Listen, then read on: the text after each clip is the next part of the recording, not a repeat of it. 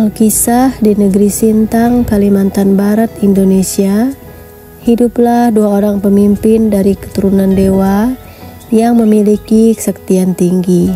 Namun, keduanya memiliki sifat yang berbeda. Yang pertama bernama Sebeji atau dikenal dengan Bujang Beji. Ia memiliki sifat suka merusak, pendengki, dan serakah. Tidak seorang pun yang boleh memiliki ilmu, apalagi melebihi kesaktiannya.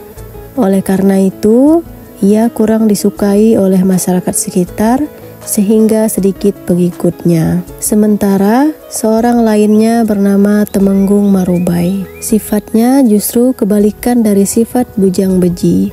Ia memiliki sifat suka menolong, berhati mulia, dan rendah hati. Kedua pemimpin tersebut bermata pencaharian utama menangkap ikan. Di samping itu juga berladang dan berkebun.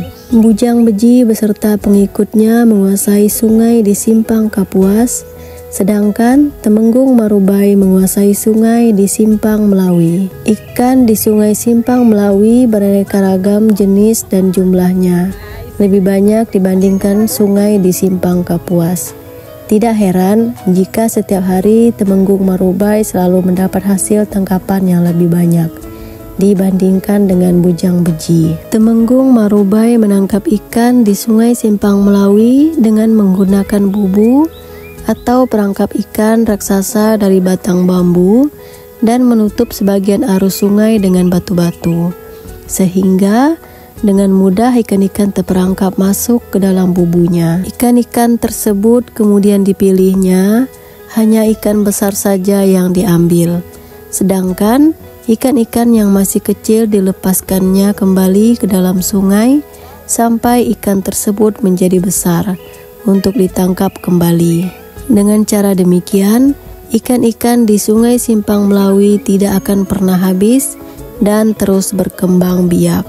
Mengetahui hal tersebut, Bujang Beji pun menjadi iri hati terhadap Temenggung Marubai. Karena tidak mau kalah, Bujang Beji pun pergi menangkap ikan di sungai Simpang Kapuas dengan cara menubah.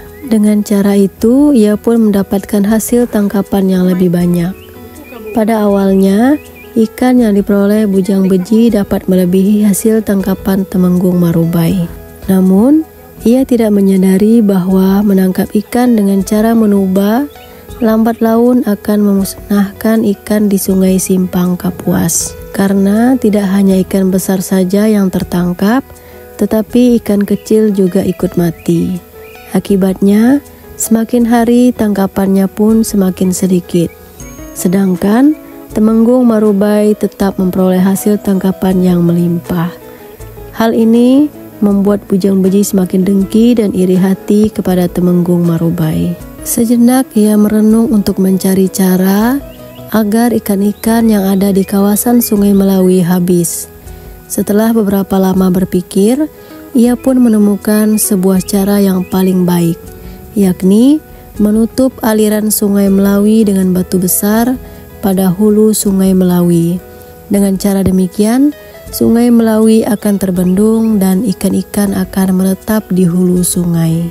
Bujang Beji pun memutuskan untuk mengangkat puncak Bukit Batu di Nangasilat, Kabupaten Kapuas Hulu.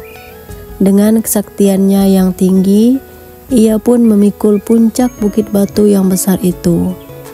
Oleh karena jarak antara Bukit Batu dengan hulu Sungai Melawi cukup jauh, ia mengikat puncak bukit itu dengan 7 lembar daun ilalang. Di tengah perjalanan menuju hulu Sungai Melawi, tiba-tiba Bujang Beji mendengar suara perempuan yang sedang menertawakannya.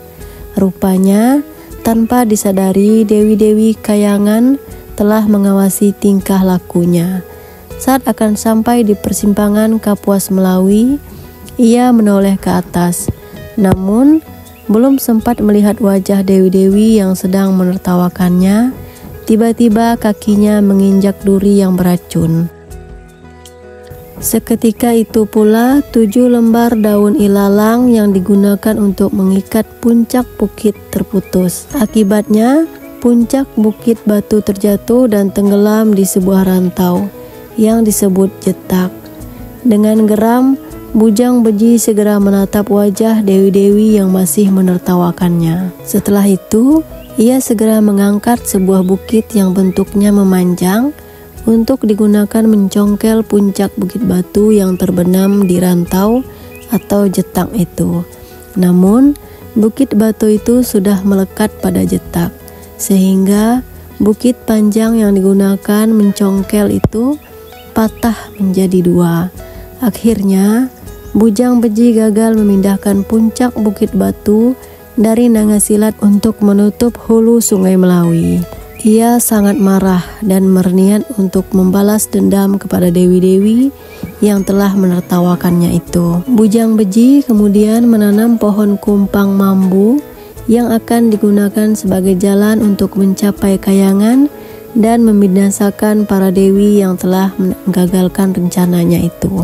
Dalam waktu beberapa hari, pohon itu tumbuh dengan subur dan tinggi menjulang ke angkasa.